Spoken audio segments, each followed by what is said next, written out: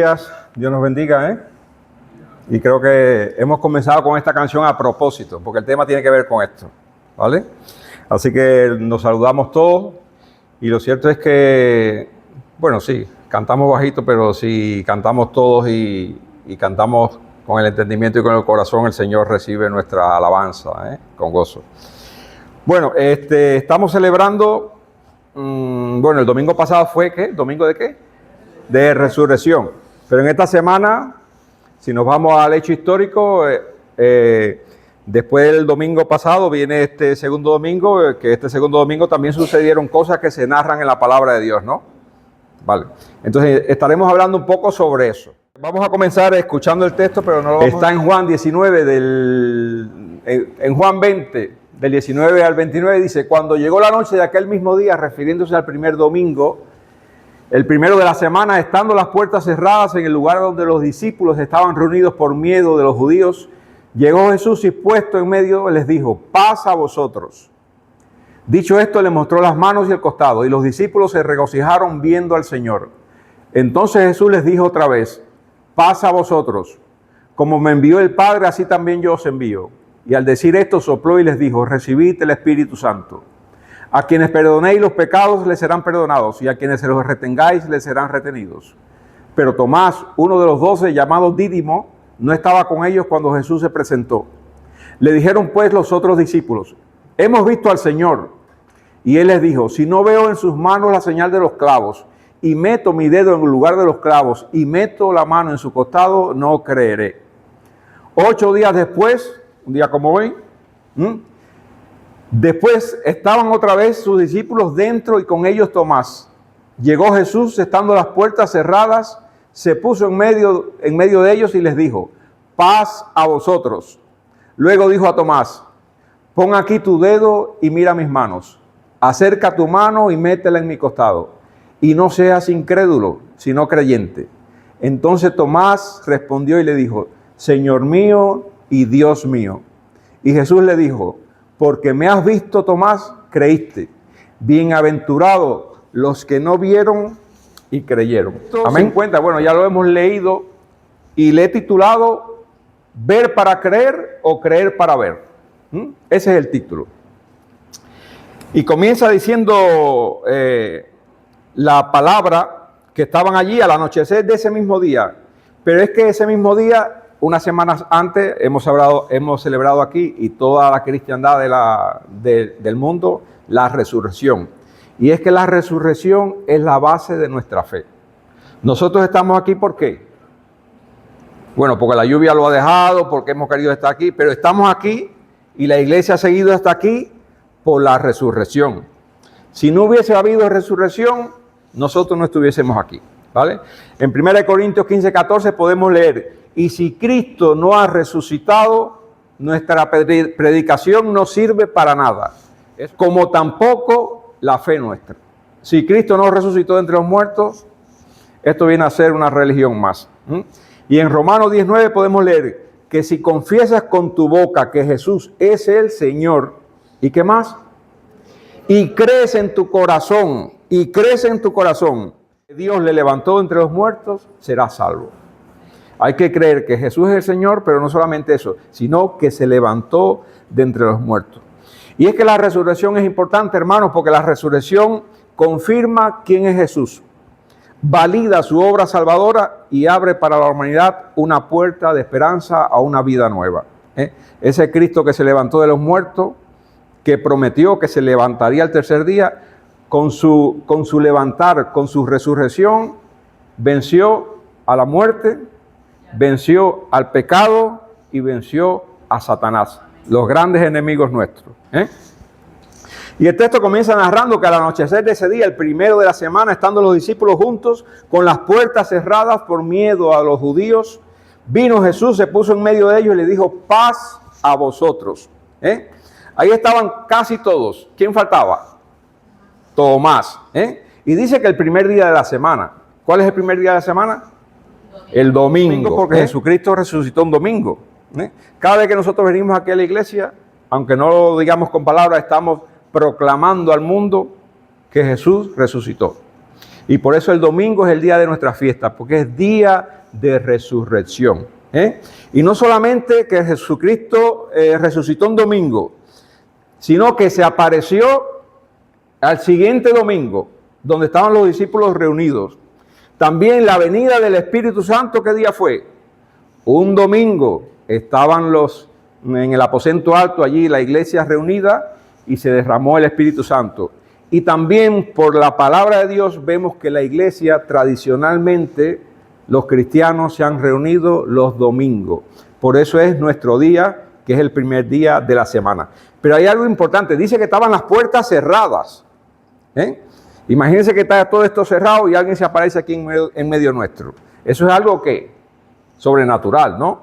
Estaban las puertas cerradas y es un detalle a resaltar. El Señor Jesucristo, cuando resucitó y se aparece en medio de ellos estando la puerta cerrada porque ellos tenían miedo, lo que revela es que este Jesucristo resucitado ya no está sometido a la condición terrena común de los mortales. Se presenta con las puertas cerradas, o sea que las puertas no le detienen. Vemos que también aparece y desaparece a voluntad. Vemos también que a veces es reconocido de inmediato y a veces no. Y sobre todas las cosas, que ya no muere jamás. Los que el Señor resucitó, como Lázaro, como la hija de Jairo, creo, esa persona, el Señor le levantó de los muertos, pero esas personas después sufrieron una muerte natural. Bueno, Cristo no muere más, como tampoco el día que nosotros resucitemos entre los muertos, cuando el Señor nos resucite, no moriremos más y tendremos un cuerpo glorificado como el que tuvo el Señor. Pero era un cuerpo, o sea, no era un espíritu. Los discípulos dijeron un espíritu, pero no, él demostrando que aunque tenía un cuerpo glorificado, no era un espíritu, era un cuerpo diferente. Y fíjense si era un cuerpo real y no era solo apariencia, no era un espíritu, que mostró las llagas. Dijo, miren mis manos y miren mi costado traspasado.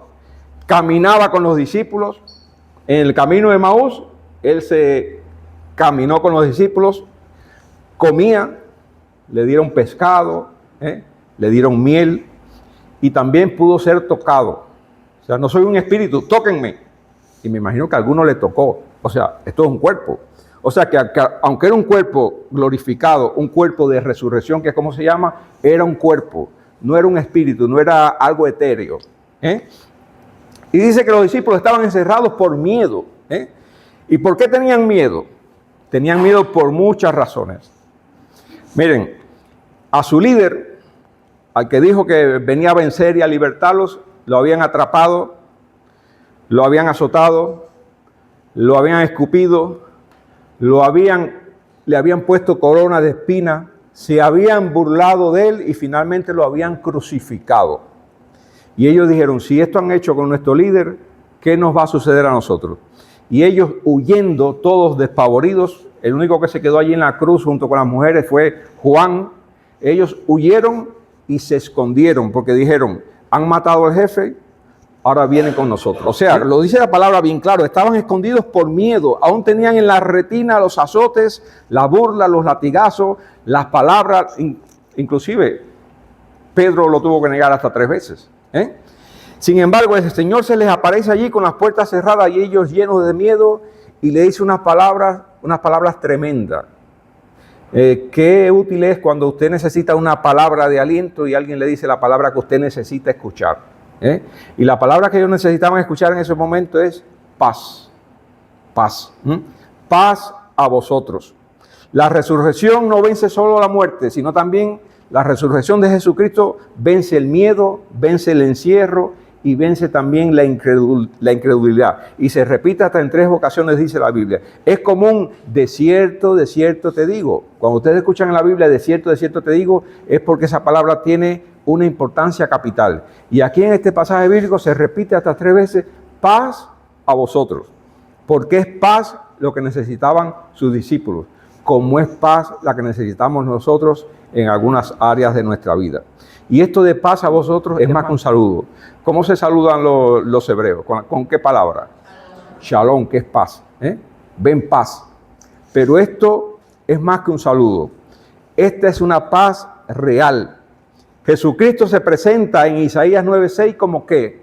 Como el príncipe de ¿qué? El príncipe de paz. Y no solamente se presenta como el príncipe de paz, sino que aquí anuncia la paz. Paz a vosotros. En Juan 14:27 podemos leer, mi paz os dejo, ¿qué? Mi paz os doy. ¿Cómo? Creer en Dios, creer también en la casa de mi Padre. Entonces, Jesucristo da una paz que sobrepasa todo entendimiento, porque es una paz que no tiene que ver con las circunstancias. El Señor no viene a tu vida y para darte paz cambia las circunstancias. El Señor te da la paz que tú necesitas, y es la paz que sobrepasa todo entendimiento, y es una paz ante la cual tú y las personas pueden decir, ¿cómo puedo tener paz en esta situación? O las personas que te rodean, ¿cómo esa persona puede tener paz viviendo esa situación? Porque es la paz que sobrepasa todo entendimiento, que no tiene que ver con las circunstancias, tiene que ver con algo que cambia en tu vida. Mi paz os dejo, y esa paz nos las ha dejado el Señor. Y dice en Juan 16:33, estas cosas os he hablado para que en mí, ¿qué? Para que en mí tengáis paz. Y aquí la paz viene desde dos tipos de perspectivas. Paz con Dios. Con la muerte de Jesucristo, no solamente el Señor trae paz o da paz, sino que trae paz con Dios, que es la paz más importante que puede tener un ser humano. Dice que hasta que vino Jesucristo, todos éramos enemigos de Dios. Y ahora tenemos paz para con Dios por medio de nuestro Señor Jesucristo. Esa es la paz que debe buscar el ser humano, la paz con Dios. ¿Usted se imagina tener de enemigo al Dios Todopoderoso? Entonces la primera paz que debe buscar el ser humano es la paz con Dios. Y esa paz con Dios, dice la palabra, se logra por medio de nuestro Señor Jesucristo. Y no solamente que Jesucristo nos trae paz con Dios, sino que nos da la paz de Dios. Y la paz de Dios es obra del Espíritu Santo.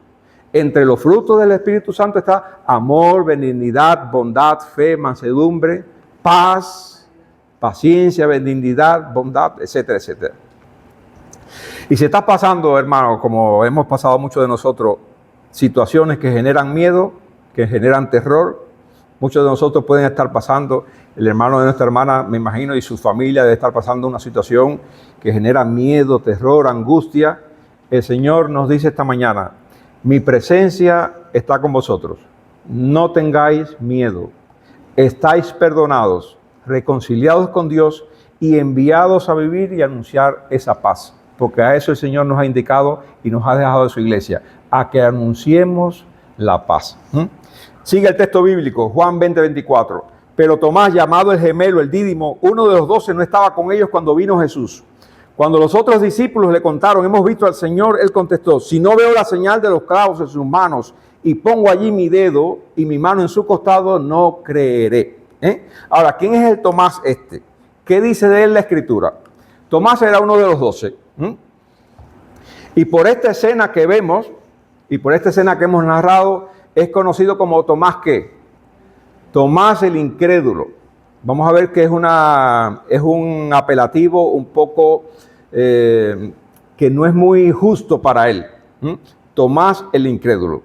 Y es que incredulidad es la dificultad o reserva que tiene una persona para creer lo que ve o lo que otros le dicen. Analizamos la palabra de Dios y los puntos en que la Biblia habla sobre Tomás. Vemos que allí en Juan 11, 14, 16, cuando Jesús se entera de que Lázaro ha muerto, decide regresar. El resto de los discípulos dice, Señor, pero si tienes amenaza de muerte. ¿Ustedes saben lo que dice Tomás? No. Vamos también nosotros a morir con él. O sea que es un hombre valiente, aunque con falta de sabiduría y un poco fatalista, pero es un hombre valiente, un hombre que ha definido o encauzado que no solamente seguir al Señor, también seguir al Señor significa sufrir y padecer las cosas que pasó el Señor. Y también en Juan 14, 1, 6 está Tomás el práctico, pero sin discernimiento. Tomás era un poco incrédulo, fíjense. En Juan 14, 1, 6 dice el Señor, no se turbe vuestro corazón, creéis en Dios, también creéis en mí. En la casa de mi Padre muchas moradas hay. Si así no fuera, yo os lo hubiera dicho. Voy pues a preparar lugar para vosotros, y si me fuere y os preparare el lugar, vendré otra vez y os tomaré a mí mismo, para que donde yo estoy, vosotros también estéis. Y sabéis dónde voy, y sabéis el camino. Y ahí sale Tomás y dice, Señor, no sabemos a dónde vas. ¿Cómo pues podemos saber el camino? ¿Eh? Entonces el Señor le dice, yo soy el camino, la verdad y la vida. Nadie viene al Padre sino por mí. Tomás es alguien, como puede ser uno de nosotros, que busca respuestas sinceras. Hay gente que recibe el Evangelio y siempre están investigando y preguntando, ¿y por qué esto? ¿Y por qué? No siempre todo en la palabra de Dios tiene explicación desde el punto de vista humano. Ya el Señor, si lo quiere, lo revelará algún día. Pero hay cosas, cuando el Señor te dice, buscad y hallaréis, hay personas que buscan de la palabra de Dios las cosas que no entienden y las encuentran. Y Tomás es alguien que busca respuestas sinceras y no teme expresar sus dudas e inquietudes. Yo me imagino que cuando el Señor dijo estas palabras, el resto de los discípulos dijo, ni sabemos ni a dónde va, ni sabemos el camino, pero se quedaron calladitos. No sé si por vergüenza o por otra cosa. Pero Tomás, que no tenía complejo, dice, Señor, no sabemos dónde vas. ¿Cuándo tú nos has dicho el camino? Entonces Tomás es alguien que expresa sus dudas e inquietudes sin ningún tipo de complejo. Él necesita claridad y comprensión. Como aquí mismo. O sea, si no lo veo, si no toco, no creo. Él necesita claridad y comprensión. Y él obtiene las respuestas y pruebas que le llevan a crecer y a fortalecer la fe. Si Tomás no hubiese hecho aquella pregunta, quizás el Señor no hubiese respondido, yo soy el camino, y quizás nosotros no lo supiéramos ahora. Bueno, el Señor no hubiese hecho saber, pero quizás el resto no hubiese entendido que el Señor es el camino, el Señor es la verdad y el Señor es la vida y que nadie va a Dios Padre si no es por Él. Fue porque Tomás hizo la pregunta de la duda. Señor, no sabemos, porque no tenía ningún tipo de complejo. Y aquí, si yo no veo la marca de los clavos, ni veo la herida en su costado y la palpo, no creeré. Esa duda llevó a que el Señor les revelara a Tomás una gran verdad y que Tomás reconociera una verdad, Señor mío y Dios mío. Pero lo más reprochable de Tomás, hermano, no era su incredulidad. ¿Ustedes saben cuál era lo más reprochable de Tomás ese primer día de la semana? Que no estaba presente. Que no estaba presente. No era que no creyó, sino que no estaba presente y no estaba donde estaba el resto cuando vino Jesús. Ahora, ¿dónde estaba Tomás ese primer día de la semana?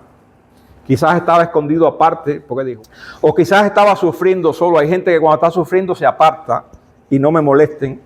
Sin embargo, hay personas que cuando está sufriendo prefiere que le visiten, inclusive hasta en el hospital.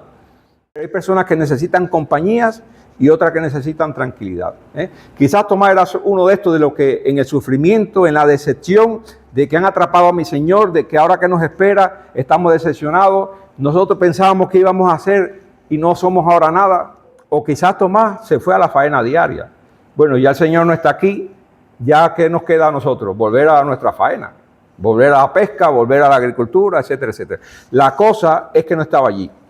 Y es posible que sean todas o algunas de estas interrogantes, pero lo cierto es que no estaba presente cuando Jesús vino. Y como consecuencia de ello, se perdió la bendición. ¿Podemos aprender algo de aquí, de esto? Creo que podemos aprender mucho. A veces en nuestro dolor o decepciones nos alejamos como Tomás, con el peligro de perdernos las bendiciones. Hay detalles, esto es una realidad, hay detalles, verdades espirituales, revelaciones y manifestaciones de Dios que solo Él las muestra en medio de la reunión de su pueblo. Hay dudas que usted tiene y que no las vas a encontrar sino reunido, congregado en medio de la reunión de su pueblo. Porque allí es donde Tomás hace la pregunta y el Señor revela la verdad. ¿Está claro? Donde hay dos o más en su nombre, ¿qué pasa? Ahí está el Señor. La reunión santa, esta reunión que estamos haciendo nosotros esta mañana ahora, no es un mero encuentro humano. Olvídese eso. No es un mero encuentro humano. Es el lugar de la presencia de Dios y donde Dios revela su voluntad, su sabiduría y su gracia y su Espíritu Santo. ¿Mm? Algunos quieren que les aumente la fe, algunos quieren tener paz, algunos quieren tener más sabiduría, más entendimiento de la palabra, conocer el propósito de Dios en algunos detalles de su vida, pero no están. Si no estás, ¿cómo vas a recibir eso? Y créeme, no es lo mismo ver a que te lo cuenten. Eso le pasó a nuestro amigo. No es lo mismo tener la experiencia que vivir a costa de la experiencia de los demás. Y Tomás inicialmente se tuvo que conformar con lo que le contaron. Hemos visto al Señor resucitado. Por no estar donde se le esperaba, le condujo a que el miedo o la falta de paz le durara 168 horas más, que fueron 8 días más. Ya los discípulos, los que estaban allí el primer día, ya tenían la paz de Cristo. Hemos visto al Señor y dice que estaban gozosos. Bueno, Tomás, por no estar allí, esa situación de falta de paz, de tristeza, de duda, de incertidumbre, le duró 168 horas más. ¿Por qué? Por no estar en el lugar donde se le esperaba el primer día de la semana, reunido con el resto de los discípulos. Ahora, pero no nos apresuremos a juzgar a Tomás por su incredulidad, no. Porque cuando estudiamos el texto, vemos que la incredulidad está presente también en el resto de los apóstoles. ¿Y en quién también? Y en nosotros, todos. Nosotros somos más incrédulos que crédulos. ¿Lo sabían? Somos más incrédulos que crédulos.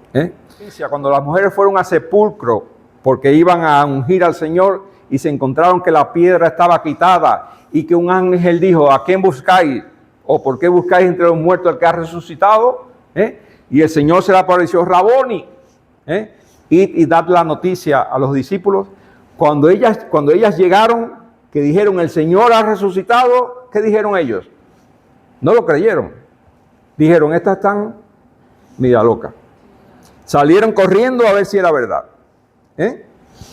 Cuando se les apareció el primer día de la semana, el domingo pasado, a los discípulos, entre los cuales no estaba Tomás, los discípulos no saltaron de alegría, en júbilo, y dijeron, aleluya, el Señor ha resucitado, era cierto, bienvenido, Señor. No, no dijeron eso. ¿Qué dijeron? Un fantasma. Y tuvieron más temor. Reaccionaron atemorizados y llenos de espanto porque creían estar viendo un fantasma, un muerto caminando. ¿Y qué tuvo que hacer el Señor? Explicarle, miren, no seguían creyendo, entonces dijo, ¿tienen algo de comer? Para que vean que soy un cuerpo. Y le tuvieron que dar de comer. Entonces fue cuando se llenaron de júbilo y la alegría. ¿Y ustedes saben por qué no salieron corriendo? ¿Saben por qué? Porque las puertas estaban cerradas. Porque si el Señor hubiese abierto la puerta y hubiese entrado, ahí se hubiese formado el titingó, como decimos en Cuba. No salieron corriendo porque las puertas estaban cerradas. Y fue necesario que Jesús estuviera largo tiempo explicándole. Lucas 24, 36, 41. ¿Por qué estáis turbados y suben esos pensamientos a vuestro corazón? Mirad mis manos y mis pies. Soy yo mismo. Palpad y ved que un espíritu no tiene ni carne ni hueso como veis que yo tengo. Y al decir esto les mostró las manos y los pies. Y como ellos no acababan de creerlo, a causa del gozo, dice aquí, y el asombro, les preguntó, ¿tenéis algo de comer? Entonces dijeron, un espíritu no come, porque si come se le sale la comida, no sé. Hermano, y lo cierto es que es difícil creer sin ver, ¿no es verdad? Es difícil creer sin ver. Por eso muchas personas van a congregaciones donde existen ciertas manifestaciones porque necesitan ver para creer. Pero bienaventurados los que no ven y creen. Sin embargo, hay uno de los discípulos que tuvo un don especial para todo lo contrario. ¿Saben quién es? Juan. Dice que el primer día de la semana esa que se apareció el Señor, cuando vinieron las mujeres, dice que Juan y Pedro salieron corriendo al sepulcro. Juan llegó primero, pero se quedó afuera. Pero dice la palabra que cuando Juan miró, creyó. ¿Pero qué vio Juan? Si ahí lo que estaban eran los lienzos. No sé qué revelación tuvo Juan que cuando vio, creyó. No vio nada. ¿Cómo que creyó? Y nos preguntamos, ¿de dónde viene esa capacidad especial del apóstol Juan para captar lo que otros no ven? Lo hablamos el pasado miércoles. De su vida, de la vida de Juan, podemos aprender algo muy especial. A Juan lo vemos siempre, ¿dónde? Al lado del Señor. ¿No?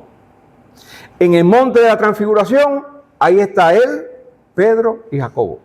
En la última cena, dice que su cabeza estaba recostada al lado del Señor.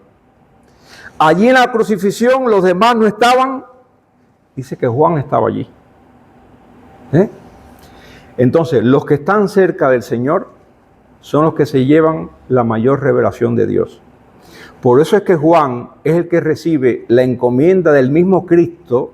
No es revelación del Espíritu Santo. El mismo Cristo en Apocalipsis le dice, escribe lo que te voy a decir.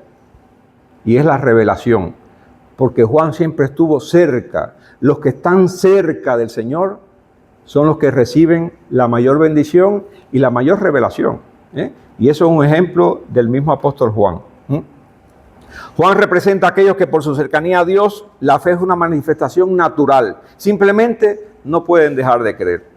Quizá la cercanía con Cristo le dota de una capacidad especial para captar lo que otros no pueden. Porque separado de mí, dice el Señor, nada. Seguimos leyendo.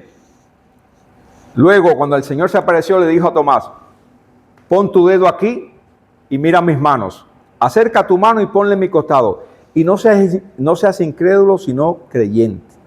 Cuando el Señor le dice, pon tu dedo aquí, pon tu mano en mi costado, estás respondiendo exactamente a la exigencia que Tomás había puesto.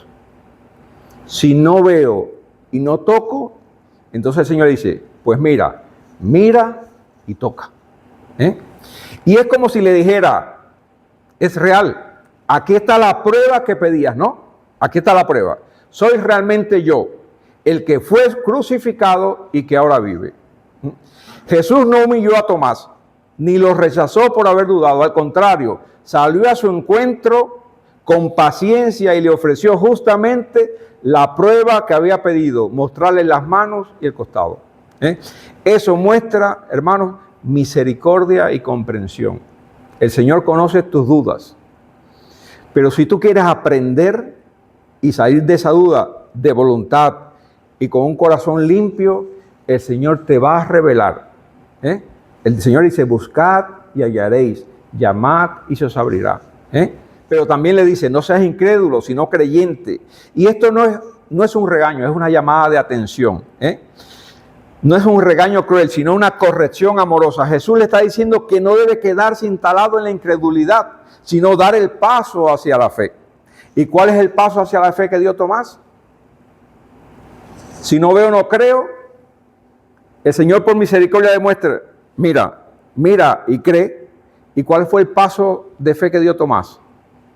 Señor mío y Dios mío. Tomás no había rechazado a Jesús, sino rechazaba lo que decían sus compañeros, porque creer solo por la palabra de aquellos que han tenido la experiencia a veces cuesta trabajo. Alguien le cuenta algo sobrenatural y dice, no hay un dicho que dice ver para creer. Nadie experimenta por cabeza ajena. La incredulidad inicial de Tomás viene de la autoprotección. Ya yo sufrí una vez. Ya a mi Señor me lo han quitado una vez. Lo vi sufriendo, lo vi padeciendo. Estoy decepcionado. Ya el Señor murió para mí, ya no tengo vida. Y ahora ustedes me dicen que ha resucitado. ¿Para qué? No me puedo ilusionar porque me voy a decepcionar nuevamente. Quizás eso pensaba Tomás. Entonces, si no lo veo, no lo creo. Tomás tiene la incredulidad del nuevo creyente que necesita ver para creer. A veces ese ver es ver vidas transformadas. A veces ese ver de los nuevos creyentes es ver vidas transformadas, ver entusiasmo, ver gozo, ver alegría. Y hay algo positivo en la incredulidad de Tomás. Si ésta incita a la búsqueda. Si no veo, no creeré. Tomás no pretendía tener una fe que no tenía. Era sincero. Si no veo, no creo. No tengo más fe que esa. Entonces el Señor dice, mira, ve y ahora creo más. Es mejor ser sincero con Dios. Si usted está en una congregación y hay la posibilidad de que no entiendo esto, No se quede con la duda. Al Señor le gusta ese tipo de duda que busca, pero no busca para juzgar, busca para aprender. Yo quiero saber más. Y el Señor se complace en ese tipo de sinceridad de los corazones. Y en su misericordia, cuando Dios ve que tienes esa incredulidad, que da posibilidad, que no cierra la puerta, entonces se acerca a ti, se dirige personalmente a nosotros, nos busca y nos ayuda a decidirnos por Él. Ahora, ¿cuándo la duda se vuelve peligrosa? La duda se vuelve peligrosa no por existir, sino cuando uno la alimenta lejos de Dios. Cuando se alimenta lejos de la palabra y lejos de la comunión del pueblo de Dios. Se va con una duda, no pide quizás, Señor, revélame cuál es tu voluntad en esta situación, y tú te alejas y cada vez dudas más. Esa duda es peligrosa. Y la duda de la incredulidad obstinada de los escribas y fariseos que pedían señales. Si no veo, no creo. Y el Señor le decía, pero mira a los ciegos cómo reciben la vista, mira a los cojos cómo se levantan, mira cómo se multiplican los panes y los peces. Y ellos decían, si no veo, no creo. Pero ¿qué más revelación quieres? Ese tipo de duda e incredulidad tenaz y que no quiere crecer porque no quiere creer, eso es una maldición. Pero la duda que usted tiene para buscar al Señor, y Señor, revélame más de tu palabra, y qué tú quieres en esta situación, qué tú quieres en esta voluntad, qué tú quieres en esta decisión. Si tú la tienes y la buscas, pero realmente para que el Señor te revele y hacer la voluntad del Señor, entonces es una duda que será bendecida por Dios. Entonces Tomás respondió y le dijo, Señor mío y Dios mío. Y esta es una de las confesiones de fe más fuertes en toda la palabra de Dios. Señor mío y Dios mío. Reconoce en esta afirmación que el Señor ha resucitado. Reconoce la autoridad de Jesús y reconoce que Jesús es Dios. Señor mío y Dios mío. Y resume todo lo que el Evangelio quiere llevar al lector. Reconoce que Jesús es Señor y Dios. Juan le dijo entonces, Jesús le dijo entonces, porque has visto, Tomás, creíste. Bienaventurado todos los que no vieron y creyeron. Bienaventurados los que no vieron y creyeron. La idea no es humillar a Tomás, sino enseñar algo mayor. Que la fe madura confía en la verdad de Dios, aunque no tenga delante una evidencia física como la que tuvieron los apóstoles. ¿Usted ha visto al Señor resucitado algún día? Yo tampoco. ¿Y por qué creemos? Esa es una bendición mayor.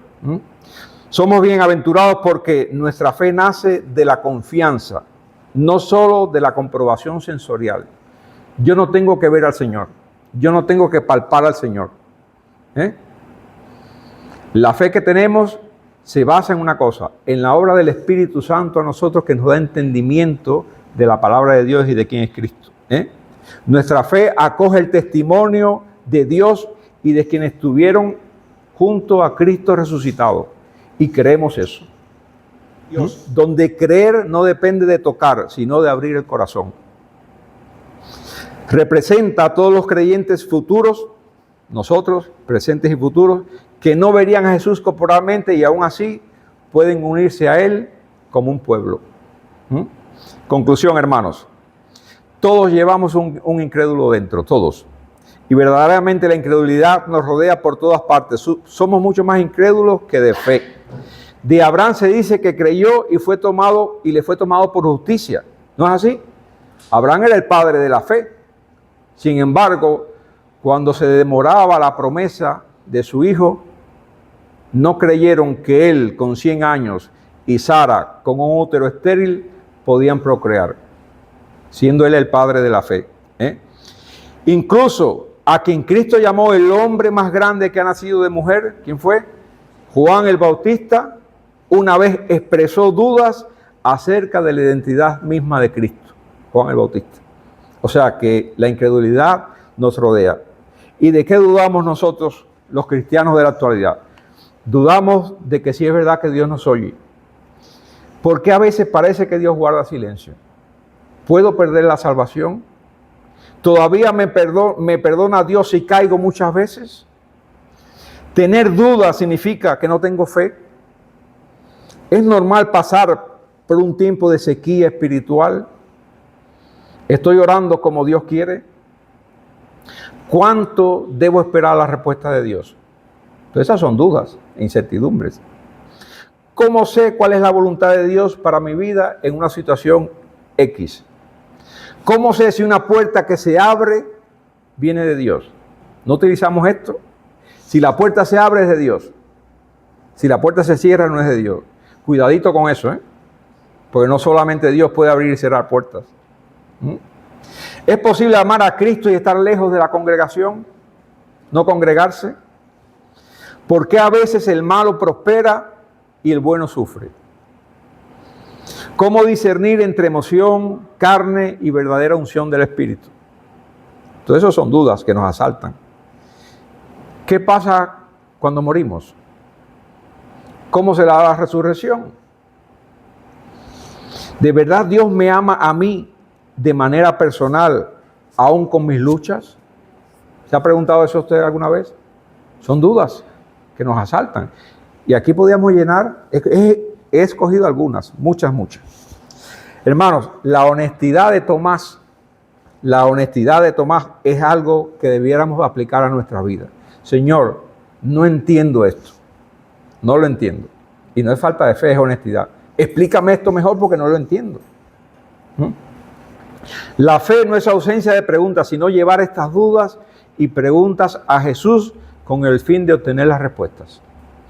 Santiago 1:5, si alguno de vosotros tiene falta de sabiduría, ¿qué dice? Pídala a Dios que dará abundantemente. La fe cristiana invita a la búsqueda y al entendimiento, deseosos de seguir a Jesús, pero a veces sin conocer el camino correcto.